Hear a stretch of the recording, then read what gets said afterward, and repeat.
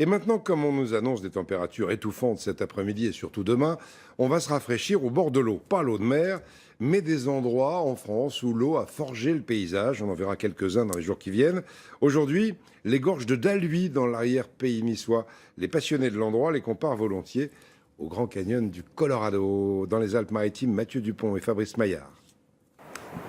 Traverser ce paysage écarlate, c'est comme plonger dans un décor de cinéma, des gorges, des canyons. Creusé par un fleuve, le Var, un miracle de la nature où chaque visiteur a souvent la même réaction. C'est splendide. Et on se croirait dans le Colorado. Pour atteindre les profondeurs de ce lieu exceptionnel, Gilbert Marie, ce retraité, passionné de géologie, nous sert de guide et le chemin est escarpé. On descend une centaine de mètres plus bas pour atteindre donc le cœur des gorges rouges. Sous l'action du gel et du dégel, dans quelques mois, cette roche sera réduite en miettes. Une roche friable remontée à la surface au moment de l'apparition des Alpes il y a 80 millions d'années, ce schiste rouge dessine les gorges de Dalhuy. Sous l'action des eaux, de l'érosion en général, elles se sont creusées. Et ça a fait ces gorges très profondes puisqu'on a un dénivelé de 300 mètres entre le sommet des falaises et le fond de la rivière. Tout en bas, le fleuve tourbillonne en continu son travail d'érosion sur ce schiste rouge qui a les pieds dans l'eau. Sur une distance de 5 km, le Var entaille cette roche rouge, ce sont des pélites qui doivent leur couleur à la présence d'oxyde de fer. On voit bien le travail de l'eau, les falaises abruptes qui dominent donc le Var. Ici, la rivière semble inoffensive et pourtant... Je crois que c'est difficile, hein. Il y a beaucoup d'eau. Le courant est violent. On est vite déséquilibré.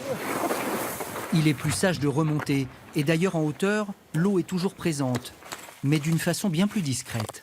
Voilà, ici, j'ai les deux impacts qu'on voit là. C'est des gouttes de pluie fossiles qui ont 250 millions d'années.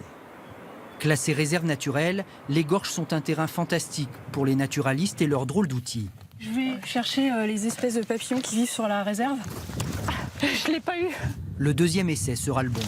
Yeah. Ah, il est à l'envers le filet. C'est bon, je l'ai.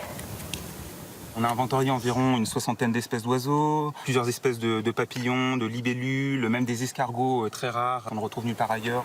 Mais dans ces blocs, une autre richesse se cache que Gilbert tient à nous montrer. Là, à quelques mètres, il y a une entrée de galerie de reconnaissance.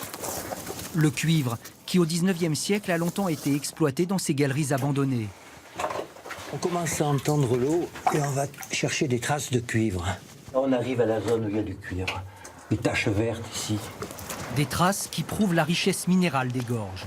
On a dénombré plus de 64 espèces minérales dans les gorges, dont 9 étaient totalement inconnues. Il y en a une qui porte mon nom, c'est la gilmarite, que j'ai trouvée donc, dans cet environnement de cuivre natif. Et à la fin de chaque randonnée, il est de coutume de se retrouver ici, au pont de la Mariée. Là, il y a 70 mètres. Un endroit idéal pour célébrer le plus beau des mariages, celui de la roche et de l'eau. Quel endroit magnifique où nous n'étions encore jamais allés dans ce journal.